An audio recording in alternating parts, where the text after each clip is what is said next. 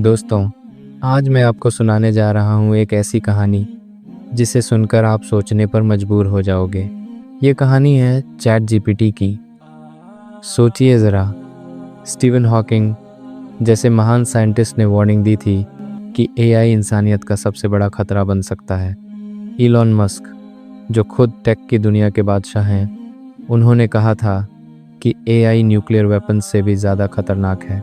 फिर भी आज चैट जीपीटी के पास है 700 मिलियन से ज़्यादा वीकली यूज़र्स, हर दिन 1 बिलियन से ज़्यादा रिक्वेस्ट्स, एआई मार्केट का 80% हिस्सा। तो बात क्या है? इतनी वार्निंग्स के बाद भी लोग इसे यूज़ क्यों कर रहे हैं? और सबसे बड़ी बात, चैट जीपीटी इतना पावरफुल कैसे बन गया कि कोई कॉम्पिटिटर अब तक इसे हरा नहीं पाया? जवाब जानने के लिए चलिए चलते हैं उस रात की तरफ जहाँ से ये सब शुरू हुआ। साल था 2015। एआई उस वक़्त भी एग्जिस्ट करती थी, लेकिन सिर्फ बड़ी कंपनीज़ के लैब्स में बंद थी। गूगल, फेसबुक, माइक्रोसॉफ्ट सब अपने अपने रिसर्च में लगे हुए थे, लेकिन कोई नहीं जानता था कि आने वाले टाइम में क्या होने वाला है। उस समय एक आदमी था, सैम ऑल्टमैन, वाई कॉम्बिनेटर के प्रेसिडेंट, जिनके प्लेटफॉर्म से ड्रॉपबॉक्स, एयरबीएनबी, रेडिट जैसे जायंट्स निकले थे। सैम के दिमाग में एक विजन था, एक ऐसा एआई जो दुनिया बदल दे। एक रात उनकी मुलाकात हुई इलॉन मस्क से। सैम ने अपना आइडिया शेयर किया। इलॉन इम्प्रेस्ड हुए, इतना इम्प्रेस्ड कि उन्होंने $1 बिलियन इन्वेस्ट करने का वादा कर दिया। धीरे धीरे लिंक्डइन, पेपैल, इन्फोसिस, अमेज़ॉन के बड़े लोग भी इस मिशन में जुड़ गए। और फिर 8 दिसंबर 2015 को एक ऑर्गेनाइजेशन बनी, ओपन एआई, एक नॉन प्रॉफिट, जिसका मकसद था एआई को हर इंसान तक पहुंचाना, न कि सिर्फ बड़ी कंपनीज तक। ये वही ऑर्गेनाइजेशन थी। 2016 में ओपन एआई ने जिम और यूनिवर्स लॉन्च किए, टूल्स जो मशीन्स को गेम्स समझने में हेल्प करते थे। एआई अब GTA 5 जैसे कॉम्प्लेक्स गेम्स सीख सकता था। 2017 में आया ओपन एआई बेसलाइन। रिसर्च अब और तेज़ी से होने लगी, लेकिन 2018 में हुई असली ब्रेक थ्रू।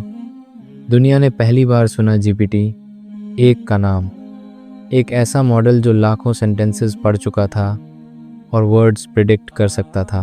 छोटी सी शुरुआत थी ये, लेकिन रेवोल्यूशन की नींव रख दी गई थी। अब ओपन एआई काम कर रही थी GPT-2 पर। सब ठीक चल रहा था, लेकिन अचानक एक झटका लगा। इलॉन मस्क और सैम ऑल्टमैन के बीच कॉन्फ्लिक्ट शुरू हो गया। रीज़न, टॉप एआई टैलेंट कौन हायर करेगा, टेस्ला या ओपन एआई? इलॉन का मानना था ओपन एआई को टेस्ला के साथ मर्ज हो जाना चाहिए। और फिर इलॉन मस्क ने ओपन एआई छोड़ दिया। ये सिर्फ एक कंपनी छोड़नी नहीं थी दोस्तों, ये एक बड़े प्लान का टूटना था। वो $1 बिलियन का वादा, वो पूरा नहीं हुआ। ओपन एआई अब एक मुश्किल में थी, फंडिंग नहीं, रिसोर्सेज नहीं, आगे कैसे बढ़े? 2019 में उन्होंने स्ट्रक्चर बदला, नॉन प्रॉफिट से कैप्ड प्रॉफिट कंपनी बन गए। सर्वाइव करना था तो कॉम्प्रोमाइज़ करना पड़ा। लेकिन तभी एक ट्विस्ट आया। माइक्रोसॉफ्ट ने एंट्री मारी, $1 बिलियन इन्वेस्टमेंट और सुपर कंप्यूटर इंफ्रास्ट्रक्चर के साथ। ओपन एआई को मिल गई नई जिंदगी, नई स्पीड। अब बात करते हैं GPT-2 की। ये इतना पावरफुल था कि ओपन एआई ने इसे तुरंत पब्लिक नहीं किया। डर था कि कहीं गलत हाथों में न चला जाए। कुछ महीनों बाद जब सब सेफगार्ड्स लग गए, तब जाकर रिलीज़ हुआ। फिर आया 2020 और आया GPT-3। ये सिर्फ एक अपग्रेड नहीं था दोस्तों, ये एक रेवोल्यूशन था। News articles, stories, research papers, सब कुछ ह्यूमन जैसा लिख सकता था। लेकिन एक प्रॉब्लम थी, लोग इसे यूज़ नहीं कर पा रहे थे प्रॉपरली। टेक्निकल कॉम्प्लेक्सिटी इतनी थी कि आम आदमी के लिए ये एक्सेसिबल नहीं था। तभी ओपन एआई के दिमाग में एक आइडिया आया, क्यों ना इस पावरफुल टेक्नोलॉजी को एक सिंपल चैटबॉट की फॉर्म में लाया जाए। एक ऐसा एआई जिससे कोई भी इंसान नॉर्मल कॉन्वर्सेशन की तरह बात कर सके, बिना कोडिंग, बिना टेक्निकल नॉलेज। और फिर दुनिया के सामने आया चैट जीपीटी।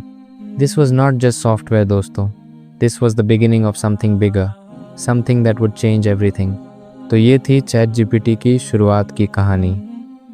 अगर आपको ये कहानी पसंद आई तो लाइक करें, शेयर करें, और अगर जानना चाहते हैं कि आगे क्या हुआ तो चैनल को सब्सक्राइब करना मत भूलिएगा। मिलते हैं अगली कहानी में। Thank you.